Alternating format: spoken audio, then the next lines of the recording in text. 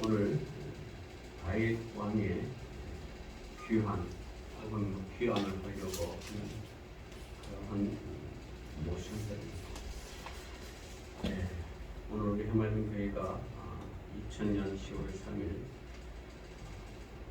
설립회를 들음으로써 시찰에도 등록이 되고 노래도 등록되고 총회도 등록이 되고 더 가까이 가서는 더 나아가서는 대한민국 교회의 건전한 교단으로서의 등록이 된다.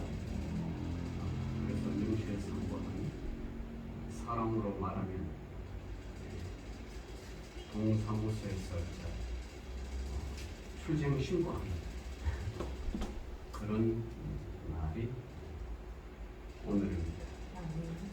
그래서 참 이때까지 지켜주신 하나님 은혜에 감사하고요.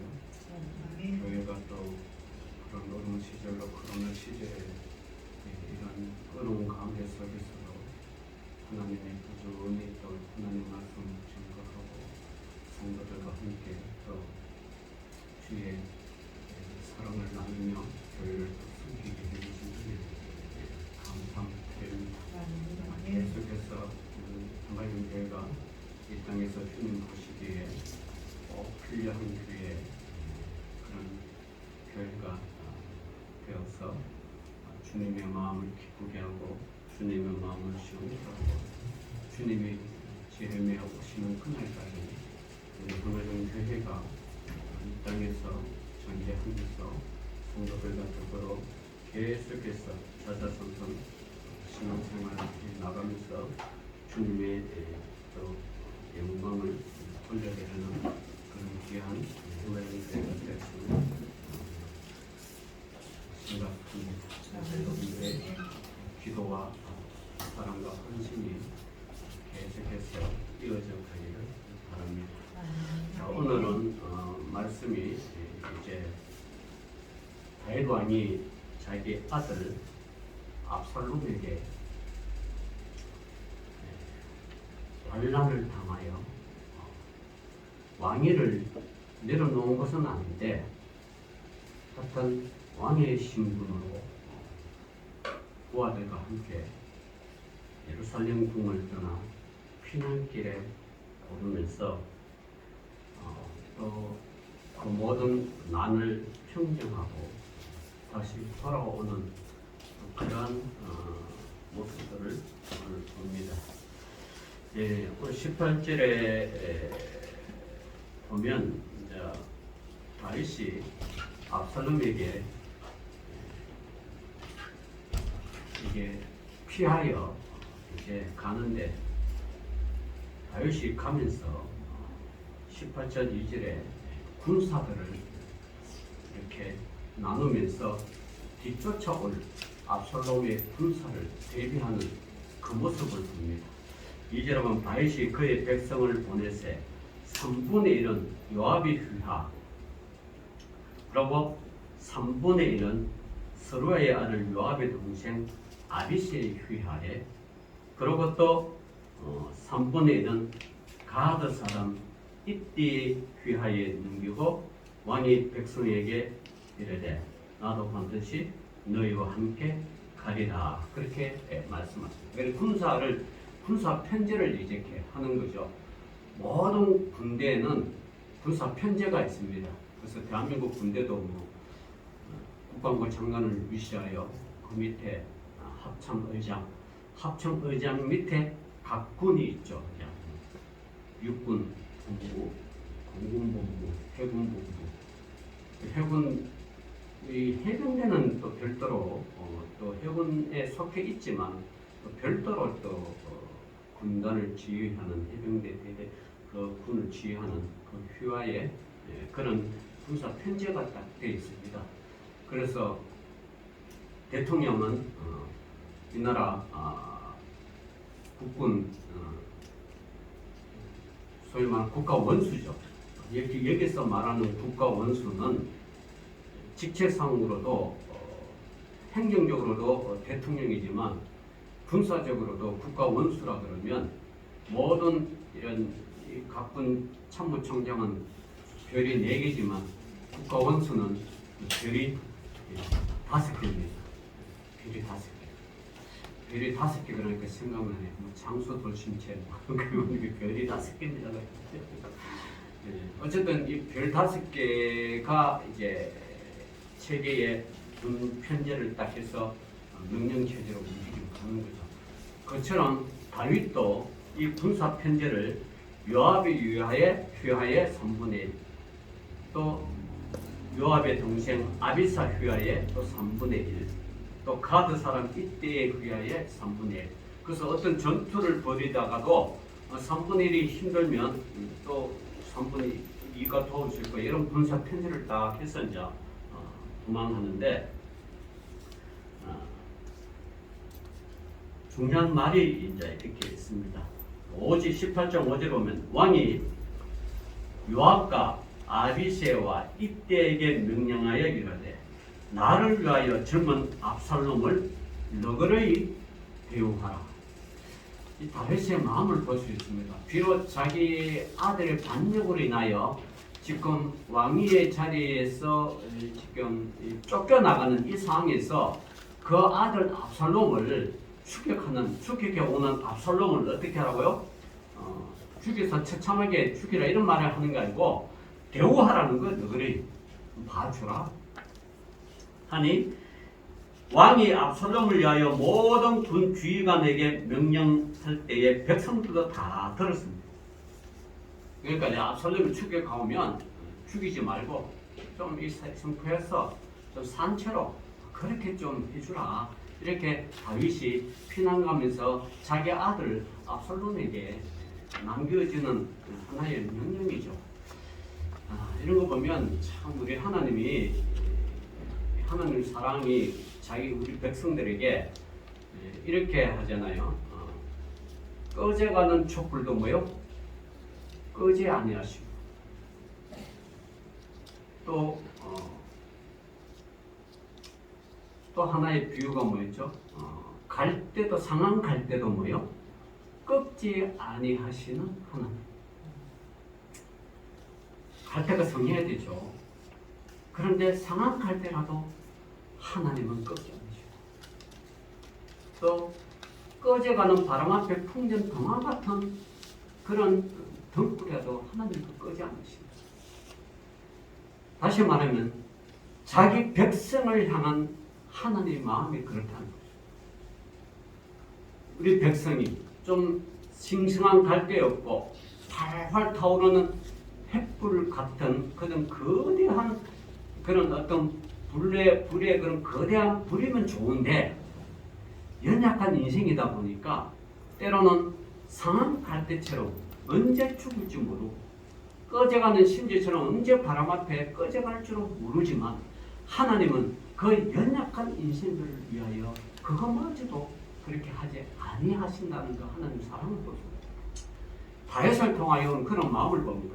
비록 압살롬은 자기를 죽이려고 오는 칼을 가지고 군사를 동원해서 자기를 죽이려고 오지만 그 압살롬을 향하여 다윗의 마음은 좀 너그럽게 대우하라. 이렇게 대우하라. 그 다윗을 통하여 하나님 사랑을 우리가 엿볼 수 있다는 거죠. 자, 이렇게 해서 그것이 군 지휘관뿐만 아니라 모든 백성들에게 다 들리도록 이야기를 합니다.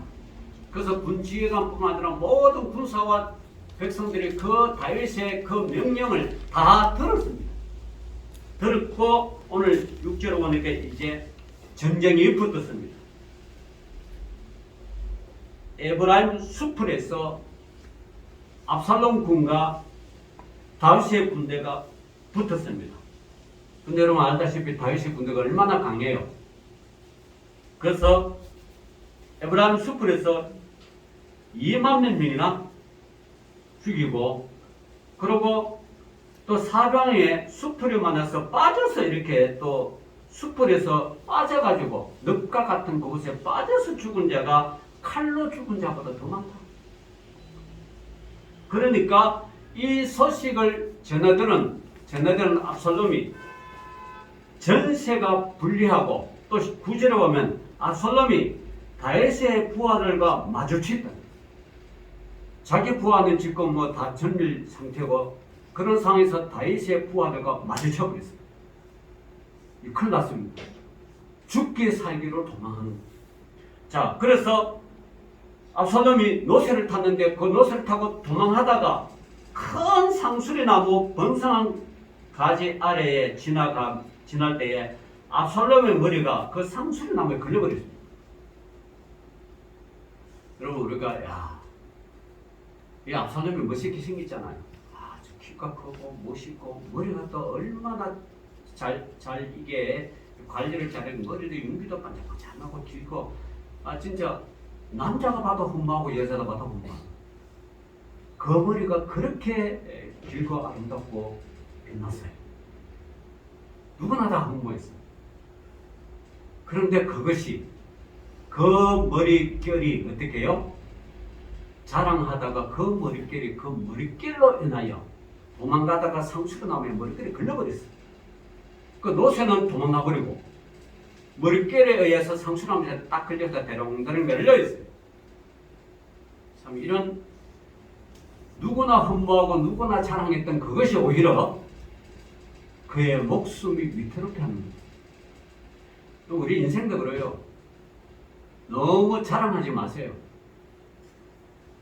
얼굴 잘났다고요 자랑한 사람 더 잘나게 성형수술 하다가 그것 때문에 또 그 인생을 빨리 망가지고 있어요. 학력 자랑하다가요 그 학력 프라이드에 갇혀가지고 그것 때문에 또 그 인생이 또 나락으로 떨어질 수 있어요. 하여튼 뭔가가 자랑하면 그 자랑으로 인하여 그것이 올무가 될 수 있다. 그래서 여러분 참 우리가 나의 약함으로 인하여 하나님을 찬양할 수밖에 없어요. 약함을 여러분 너무 한탄하지 마세요. 오히려 그 약함이 여러분들을 강함으로 할 수가 있어요. 반대로 강함이 오히려 여러분의 인생을 힘들게 할 수 있어요. 그러니까 강하다고 자랑할 필요가 없고요. 약하다고 좌절하거나 절망할 필요가 없어요. 그게 이 하나님의 은혜입니다.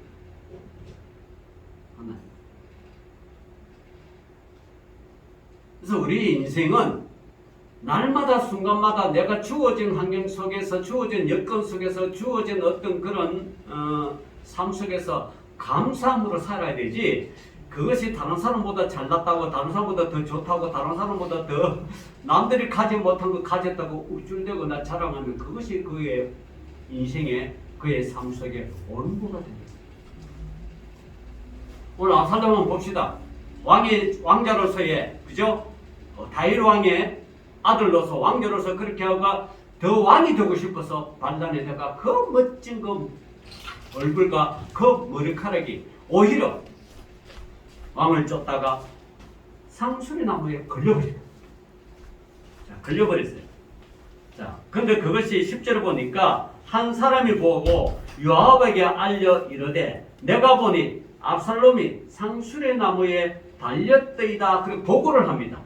그 보고를 들은 요압이 또 어찌하여 그걸 떨어뜨리고 죽이지 않느냐?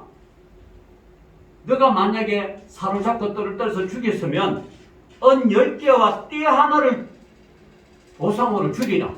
자, 이렇게 말을 하니까 12절에 그 사람이 요압에게 대답하되 내가 내 손에 은 1000개를 받는다 할지라도 은 1000개를 받는다 할지라도 나는 왕의 아들에게 손을 대지 아니하겠나이다. 이유가 뭐예요? 우리가 들었거니와 왕이 당신과 아비새와 이때에게 명령하여 이르시기를 삼가 누구든지 젊은 압살롬을 해하지 말라 하였습니다.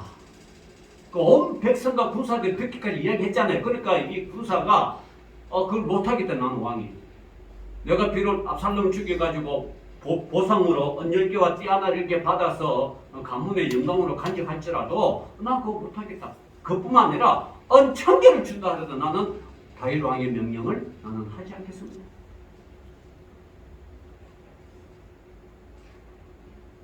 그리고 또 13절에 아무 일도 왕 앞에서 숨길 수 없나니 내가 만일 거역하면 그의 생명을 해하더라도 당신도 나를 대적하였나이다. 그러니까 이거 뭐 군사가 보고하는 게 만약에 자기가 죽었으면 요압이 너 왕의 명령을 어겼다고 죽였을 것이고, 그죠?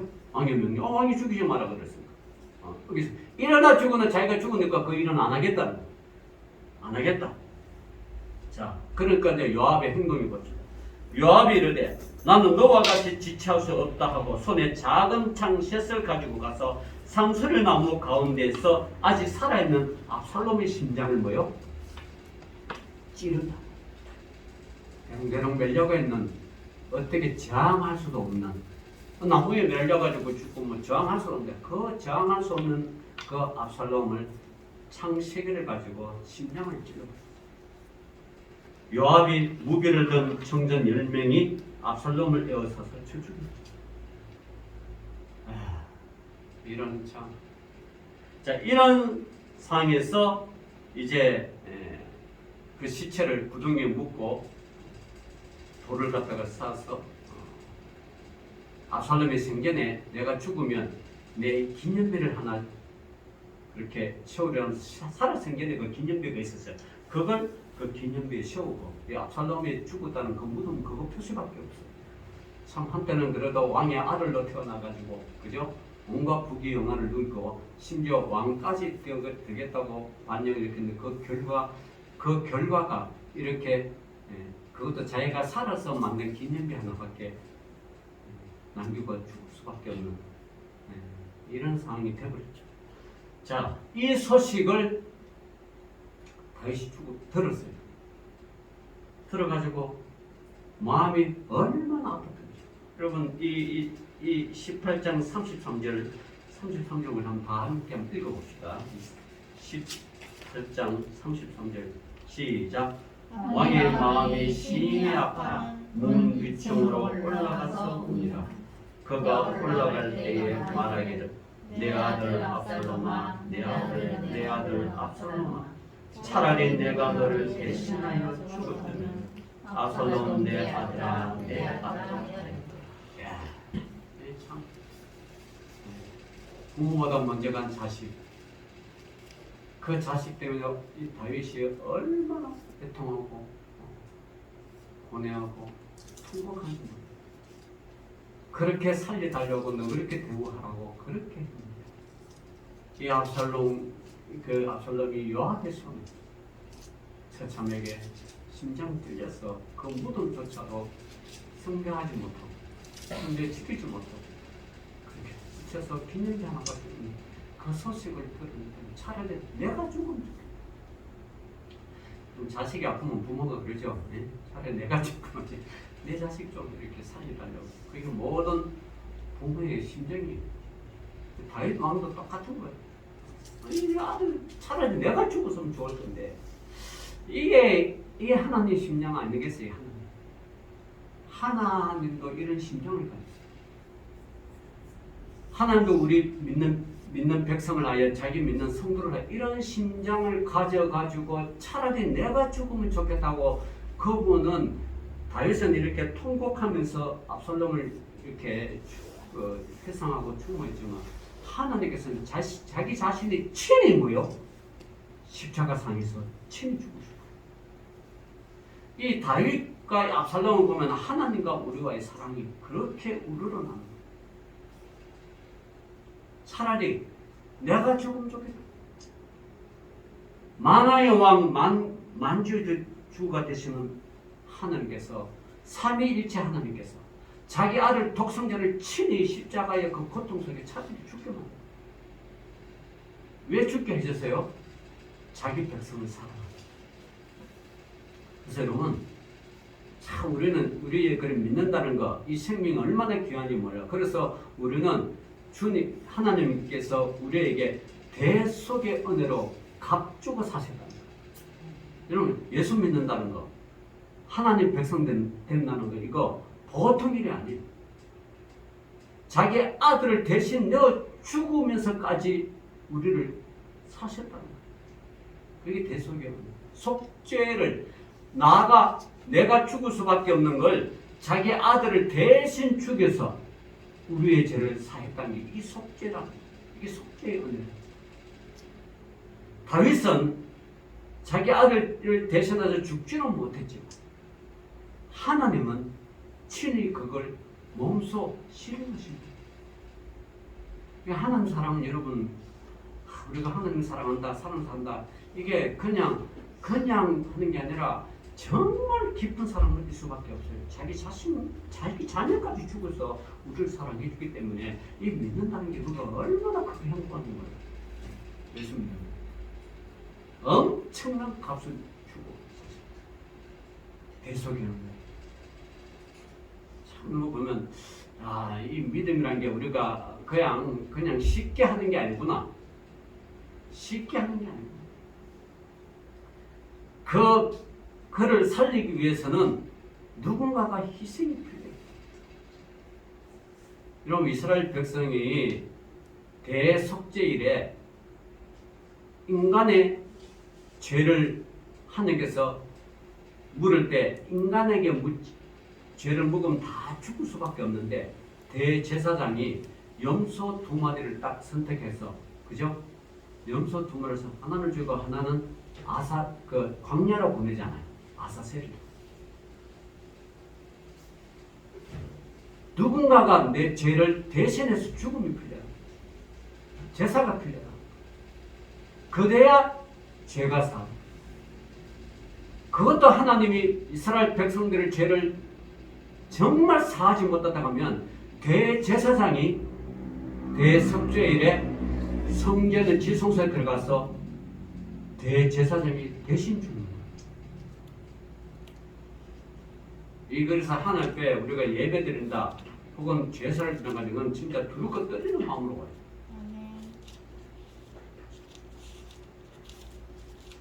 대제사 속죄일에 하나님 앞에 나가서 죽을 수도 있습니다.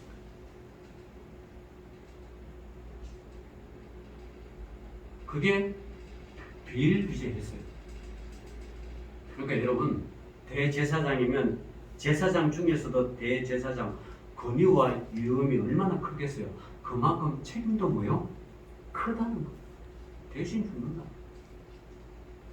참 이런 엄청난. 그래서 사도 바울이 많은 사람 앞에 서성대지 마라. 책임이 크다.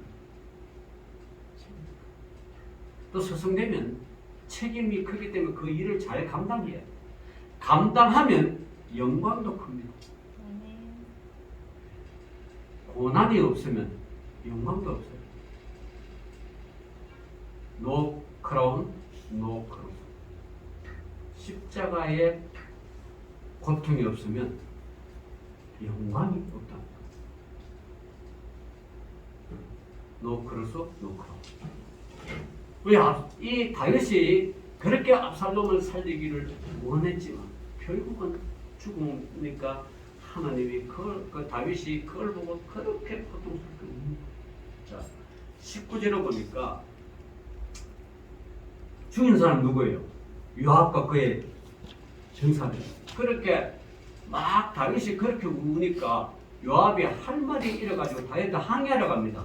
아니 저렇게 지금 우리가 피난 가고 이렇게 군사들이 고생하고 백성들이 고생하는 거는 압살롬 때문인데, 아니 왜 압살롬을 죽었다고 그렇게 왕이 통곡하고 그렇게 할 일입니까? 막 그렇게 항의를 따지는 거예요. 요압은 뭐 그렇게 할 수 있지만 요압은 행정적으로는 어떤 그런 군사적으로는 그렇게 할 수 있지만 요압이 하나 간과했는 것은 뭐냐 그러면 아버지의 마음을 잊지 못한다. 아버지의 마음을 잊지 못한다. 그래 당연히 반기처럼 죽어야지. 그렇지만 그 아버지의 생각은 그 아버지의 마음은 뭐예요? 살리기를 원했잖아. 근데 요압은 죄를 죽였으니까 당연히 죽어야 되지 않습니까? 이렇게 한데 나중에 이것 때문에 다윗이 죽을 때 솔로몬에게 유언했던 사람 중에 딱 두 사람 나왔는데 하나는 요압을 용서하십니다. 요압 장군을 용서.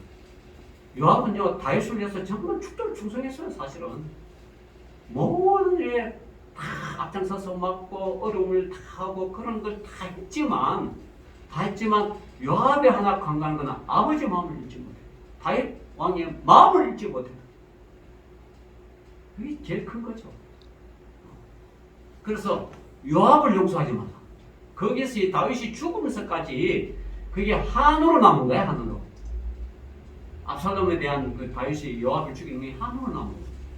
그 용서가 안 돼. 요압을 용서해. 두 번째가 시므이를 용서하지. 비록 다윗 시대는 용서해 줬죠. 근데 솔로몬에게는 통치가 다르잖아요. 내 통치랑 너 통치랑 다르다. 그 나는 용서해 줬지만 너는 그를 용서하지 마. 그 두 가지 유언을 다윗이죠. 그 속에 얼마나 이 다윗이 가슴에 사무쳤겠어요. 근데 저는 뭐 다윗의 마음을 이해합니다. 그래서 여러분, 그래서 남의 가정사에 함부로 이랬다 저랬다 저것 때문에 이랬다 이것 때문에 저랬다 그렇게 판단할 수가 없어. 그걸 어떻게 알아 우리가? 부부간의 일을 우리가 어떻게 알아? 가정사의 일을 우리가 그 세상을 어떻게 알아? 그러니까 그걸 함부로 우리가 말을 못하는 거예요. 부부간의 일은 수많은 수십 년을 살면서 일어났던 그 일을 부부 당사자만이 아니고 그건 자식도 모르고 누구도 몰라. 정말 몰라요. 우리가 보는 건 그냥 겉모습으로 보는 것밖에 없지 속마음 우리가 어떻게 알겠어요? 그 부부만 부부 당사자밖에 없어. 근데 그걸 가지고 상담하러 상담사 찾아가서 상담사가 상담한다. 그 참 여러분 그런 일은 안 하는 게 좋아. 돈 줘가면서 상담한다. 자녀 상담한다. 돈 막 주고 뭐 상담한다. 뭐 상담한 사람이 얼마나 다급하고 참 가슴이 있어 상담을 하겠습니까만은 진정한 상담가는 예수 그리스도 앞에 이런 기도로 살 수밖에 없어. 그 상담가 가가지고 뭐 이렇게 하는 거 뭐 속은 시원하고 마음은 시원하겠지만 예? 정말 그 기도를 통하여 하나님한테 간구하는 것밖에 없지. 그 상담에서 뭐 해결이 됩니까 그게? 그냥 하나님이 해결해 주셔야 돼요. 누구한테 상담할 수가 없어요. 뭐 영적인 상담이야 뭐 목회자한테 와가지고 하면 또 목회자도 또 이런 가능성 상담할 수 있죠. 그러나 목회자가 거기에 대한 정답하고 목회자도 기도하면서 하나님 지혜를 구할 수 없거든요. 그 이상은 뭐 어떻게 할 수가 없잖아요. 또 부부간에 그 깊은 어떤 수십 년 살아오면서 그 일을 어떻게 알고 그 가정에 일어나는 그 일들을 우리가 어떻게 알고? 야, 저 자녀 정말 예수 잘 믿으면 좋겠지. 그런데 안 믿어. 그럼 어떡하겠어요? 그 가정 속에 뭔가 그 자녀로 하여금 뭔가 있었기 때문에 그 일이 풀리지 않았기 때문에 하늘에 돌아오지 못한 거지. 그거만 풀리면 돌아오죠. 그거 부모가 또 그거 풀려고 막 애써 살 필요 없어요. 또 사실 하나님께 기도하면 하나님이 풀어주셔. 하나님이 풀어주시고 기도하셔야지 내가 뭐 부모가 때문에 했다. 자녀도 여러분 낳는 순간 다 자녀가 인격체가 있기 때문에 그건 내 마음대로 안 돼. 그러니까 하나님께 맡길 수밖에 없어. 하나님이 그 자녀를 만드셨고 인격체를 만드셨고 마음을 다 아시니까. 그죠? 그 하나님께 맡겨야지 내가 뭐 좀 하겠다고 그렇게 하는 그게 없어요. 그 시간에 차라리 기도하고 그 시간에 하나님의 마음을 아는 수밖에 없지 이게 안 되는 거예요. 자, 이게 이제 그 요압이 이제 다윗에게 이제 항의하듯 따지니까 그렇지 않다고. 자, 오늘 이제 여러분 19절에 9절부터 오늘 15절에 얘기했던 왕의 귀환에 남이 평정되었어요. 이스라엘 사람들은 압살롬을 쫓아가 다 펴서 각기 장목으로 다 돌아갔다는 거예요. 집으로 다 도망갔다는 거예요. 그래서 이스라엘의 모든 지파 백성들이 변론하여 이르되 왕이 우리를 원수의 손에서 구원하여 내셨고 또 우리를 블레셋 사람들의 손에서 구원하셨으나 이제 압살롬을 피하여 그 땅에서 나가셨고 우리가 기름을 부어 우리를 다스리게 한 압살롬은 싸움에서 죽었거늘 이제 너희가 어찌하여 왕을 도로 모셔올 일에 잠잠하고 있느냐. 이게 이제 상황이 이제 급박하게 이제 정해니까 다시 이스라엘 온 백성이 다윗 왕을 다시 예루살렘으로 모셔야 되는데 누구 하나 그걸 앞장서서 한 사람이 없다. 이제 그러면 얼마 전까지 다 서로 원수가 됐으니까. 자, 이럴 때 이제 왕이 이제 귀환을 하려고 이제 서신을 보내고 다 하죠. 자, 그렇게 해서 이제 15절에 왕이 돌아와 요단에 이르매 유다 족속이 왕을 맞아 요단을 건너게 하려고 길갈로 오니라. 요단이 건너면 길갈에서 요단을 건너죠. 자, 이거 저는 이 말씀을 이렇게 상고하면서요. 다윗이 예수님도 그렇지 않습니까? 예수님이 이 땅에 오셔서 마귀 권세를 다 물리치고 그러고 나중에 마귀의 그런 괴계에 의해서 십자가에서 돌아가셨죠. 돌아갔을 때 마귀는 승리한다고 외쳤지만 실상은 주님은 더 큰 구원을 이루시기 위하여 무덤에 3일 동안 있습니다. 다윗이 그런 것 같아요. 다윗이 쫓겨났지만 귀환하기 위해서 그 모든 일들을 다 마무리하고 온 것 같아요. 그래서 여러분 예수님이 십자가상에서 사람들은 그 자기 아들 자칭 예수 하나님의 아들이라고 죽었다고 기뻐하고 원수들은 대적은 기뻐하고 즐거워했지만 실상은 하나님께서는 자기 아들 독생자를 통해서 다 이루었다. 십자가상에 다 이루었다. 이렇게 다 이루었다는 이 말씀은요. 모든 악한 세력을 다 내렸다. 모든 악한 세력을 다 내렸다. 더 이상 악이 없다. 그러면서 다 이루었다는 말씀이 그게 포함돼요. 이제 마귀는 이 땅에서 존재할 이유가 없다. 내가 다시 돌아온다. 그래서 3일 만에 다시 돌아오죠. 돌아오셔가면서 돌아왔던 거는 이제 돌아와서 다시 부활 성천하셨죠. 부활 성천인데 이제 다시 뭐 한다고요? 예수님이 다시 재림한다는 거예요. 이 다윗이 다시 돌아온다는 거는 주님과 여러분 주님이 다시 돌아올 날을 지금 미리 예표하는 거예요. 주님이 이 땅에 다시 돌아오십니다. 그것이 언젠지는 모릅니다. 그 때와 시와 장소는 예수님도 몰라요. 누구만 아세요? 하나님만이 아세요. 그러니까 여러분 요즘 뭐 이렇게 옛날부터 그렇죠. 이단이 뭐 쭉 보면은 뭐 언제 매년 몇 시 온다. 다 거짓말이죠. 또 어떤 뭐 전도사가 뭐 보니까 내가 죽어서 보니까 뭐 천국 가서 누구 만나는 다 거짓말이에요. 그 기도하다가 하나님 음성되는데 뭐 언제 뭐 어떤 나라는 무슨 일이 일어나고 어떤 나라는 뭐 그런 게 환란의 조짐이다. 그래서 예수님이 이때 올 수 있겠다. 다 거짓말입니다. 그좀 그런 거 속지 마. 다시 말하면 음모론에 속지 마세요. 요즘도 한국 교회가 코로나 때문에 백신 때문에 백신이 이게 음모다. 666에 이게 이 사탄 마귀가 음모다. 백신 특허 보내고 하면 666이다. 그런 음모론이 있어가 실제 우리 교회 우리 시찰에 어떤 목사는 백신 안 맞아. 음모론에 빠진다. 여러분 그 음모론에 빠지지 마세요. 뭐 일루미나티니 하여튼 그런 유튜브 이렇게 보면 이 음모론이 엄청 많아요. 여러분 그런 음모론에 그 말씀하는 그 말하는 사람들 그 말을 여러분 신뢰하지 마시고 우리가 신뢰하면 오직 뭐요? 성경밖에 없어요. 하나님 말씀 우리가 신뢰하지 꼭 하나님 말씀 안 읽는 사람들이 꼭 유튜브 볼 시간이 있으면서 왜 하나님 말씀 볼 시간은 왜 없어?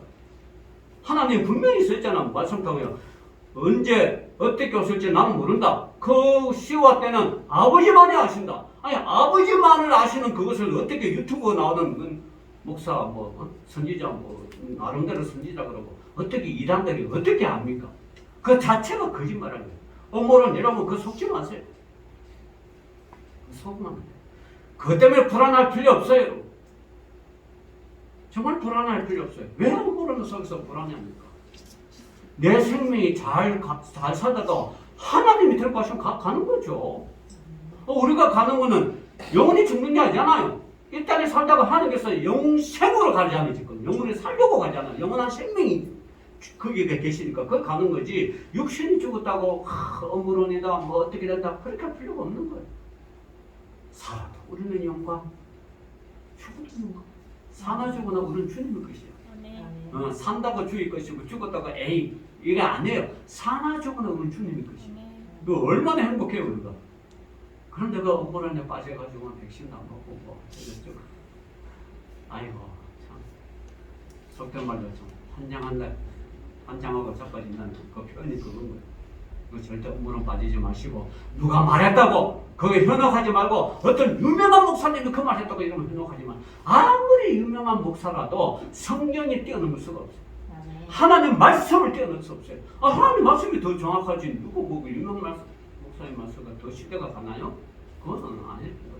여러분의 신뢰는 오직 말씀, 오직 믿음, 이 성경밖에 없어요. 그 성경이 분명히 나와 있잖아. 시와 때와 장소는 내가 모른다. 그건 아버지만이 아신다. 너희는 땅끝까지 이르러 내 증인이 되리라. 이게 주님의 말씀입니다. 그리고 어디를 가든지 이 성찬 내식을 베풀어. 그죠?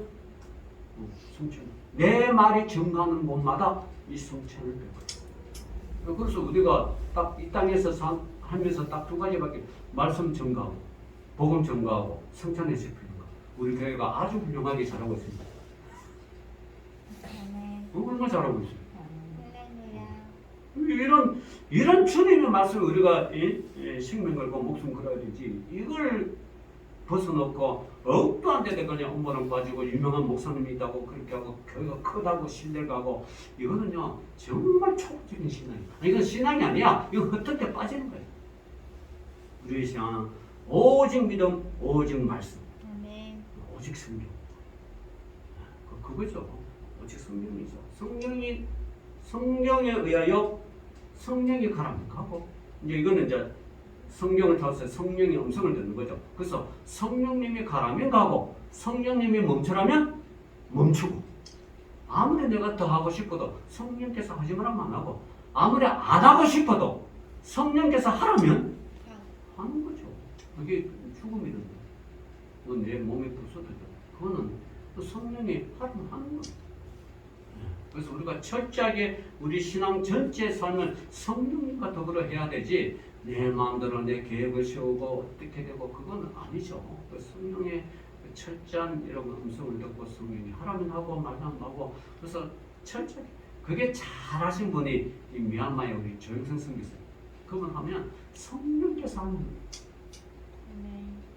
여러분 미얀마가 저렇게 해도 막 코로나고 내분열도 안 나오시잖아.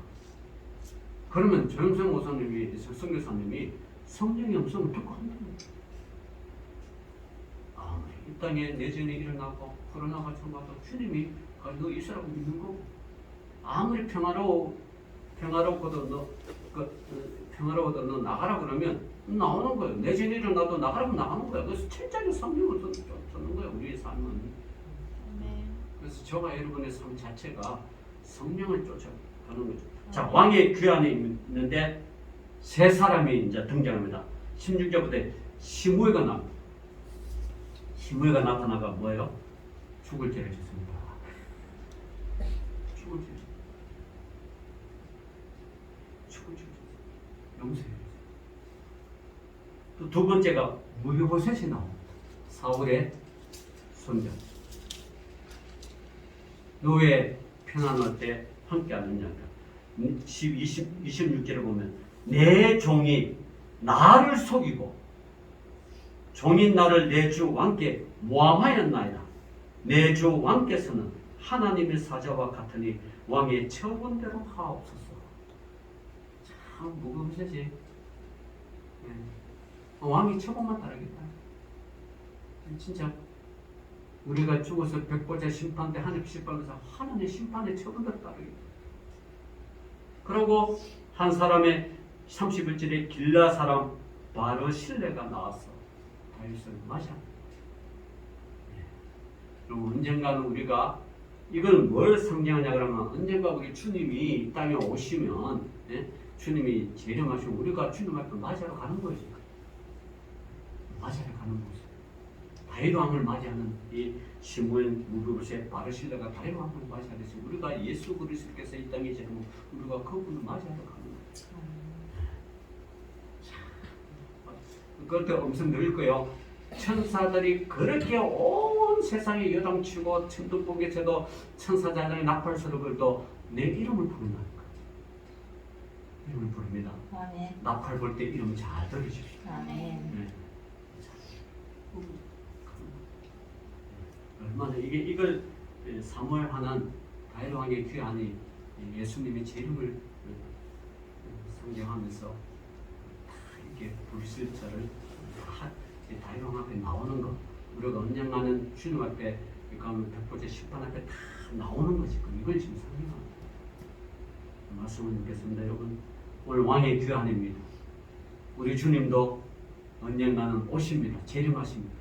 좀 잘 준비해서 주님의 재림을 정말 기쁨으로 맞이하는 저와 여러분 되시기를 주 이름으로 축원합니다.